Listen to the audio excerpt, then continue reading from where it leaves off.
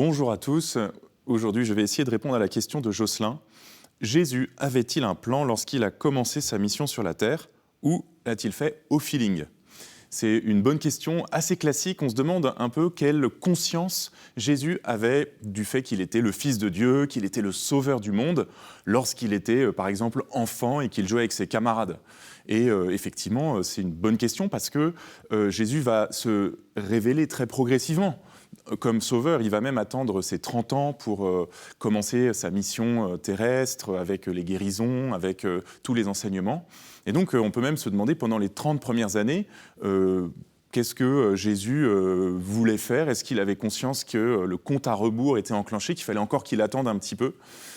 Et on a raison de se poser cette question parce que Jésus est vraiment homme. Il est Dieu et homme, mais en tant qu'homme, il a une intelligence d'homme, il a une conscience d'homme, et donc il a des mots aussi pour exprimer ce qu'il est, ce qu'il attend. Alors en tant que Dieu, on peut dire que Jésus sait depuis toujours, et même depuis l'origine des temps, qu'il est le Fils de Dieu envoyé pour sauver les hommes, et que le plan de Dieu est de sauver tous les hommes. Au fond, il le sait, mais qu'est-ce qu'il peut en dire et qu'est-ce qu'il peut en exprimer, lui qui est aussi homme?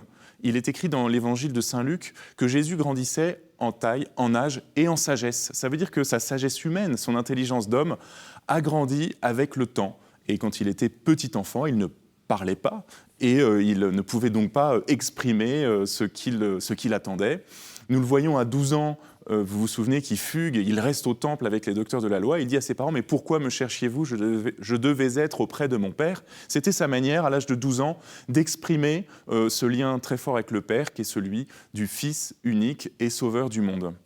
Et puis, lorsqu'il va commencer sa vie publique, qui durera, comme je l'ai dit, 3 ans, il va dire à plusieurs reprises « Mon heure n'est pas encore venue ». Et donc, il sait que le plan de Dieu continue à avancer, mais que ce n'est pas encore le moment pour lui d'accomplir le salut. Et justement, à la fin, au moment de la dernière Pâque, il dira « L'heure est venue ». L'heure est venue et il va s'avancer librement vers Jérusalem, vers la Pâque, vers le jour où il va mourir, parce qu'il sait Jésus, que c'est là qu'il pourra accomplir ce pourquoi il a été envoyé par le Père, par sa mort sur la croix. Il sait aussi que Dieu le ressuscitera.